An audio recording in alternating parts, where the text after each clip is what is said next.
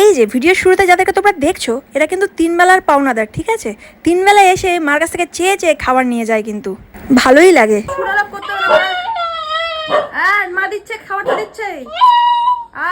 আর এই যে আমাদের ছোট পাওনাদার, ইনিও 3 বেলাই আসেন খেতে, আর ডেকে ডেকে খাবার নেয়। দেখছো তো কেমন করে ডাকছে।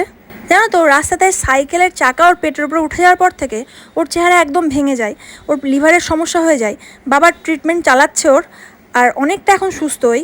ওর গায়ের লোম পুরো নাই হয়ে গেছিলো, যেটা এখন অনেকটা উঠছে। ধীরে ধীরে ডাক্তার বলেছে সব ঠিক হয়ে যাবে। সন্ধ্যা 7টার দিকে আমি মা বাবা বেরিয়ে পড়ি একটু ঘুরু ঘুরু করতে।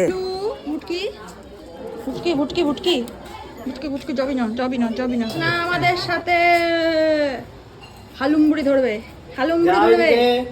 যাস না কালু, আমাদের সাথে যাস না। আর এরা এত দুষ্টু কি বলবো, যেখানেই যাবো পিছন পিছন পিছন পিছন অনেকটা দূর যাবে, আর অন্য কুকুরগুলো না ওদেরকে ধরে, ওই জন্য যেতে না করি। আজকে মা বাবা দুজনেই ফ্রি থাকাতে আমরা চলে যাচ্ছিলাম এক মামির বাড়ি, তারপর অনেক দিন পর। আর বাপ রে বাপ, রাস্তার থেকে বেশি আলো তো আমার বাবার পায়ের জুতোতে। ভিডিও করার সময় খেয়াল করিনি, এখন খেয়াল করছি। আর রাস্তাগুলোতে ল্যাম্পপোস্টে মোমবাতি ঝুলিয়ে দিলে তো হয়, তাও মনে হয় এর থেকে বেশি আলোই দিবে। আর যেই বোনটার বাড়িতে আমরা গেছিলাম, তোমরা কিন্তু আগের ভিডিওতে দেখেছো, ওকে ফুচকা নিয়ে এসেছিল আমার জন্য। ও কিন্তু নিজের হাতে কানেরগুলো বানায়, আর আমি ওকে দুটো অর্ডার দিয়েও এসেছি। আর এই মামিদের একটু পরিচয় দিই। আমার দিদার বাড়ির সাথে কিন্তু এই মামাদের বাড়ির অনেক পুরনো সম্পর্ক, আর এই সম্পর্কটা আমরা কিন্তু এখনো পর্যন্ত অটুট রেখেছি। আর এখানে আমি জানলা দিয়ে জুতো দেখছিলাম, আমার জুতো ভিজছে কিনা। আমরা এসেছি আর বৃষ্টি নেমেছে, দেখো। মানে মামির ছাতাও নিয়ে আসিনি, আর মামির বাড়িতে এসেছি আমরা বৃষ্টি নিয়ে। ভাবছিলাম নিয়ে আসি আজকে। হ্যাঁ ঠিক আছে, এখান থেকে এখানে দৌড় লাগাবো, চলে যাবো। এরপরে আমরা সবাই জমি আড্ডা মারতে বসে পড়ি। অনেকদিন পর গেছি, আর আড্ডা মারতে কার না ভালো লাগে বলো।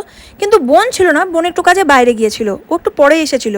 আমি তো রচা খেতে ভালোবাসি না, কিন্তু মামি এতবার করে বলছিল যে বারবার না বলতে কিন্তু খারাপই লাগছিল। তো মামিকে বললাম ঠিক আছে মামি, তুমি রচা করে দিচ্ছ দাও, কিন্তু চিনি দেবে না।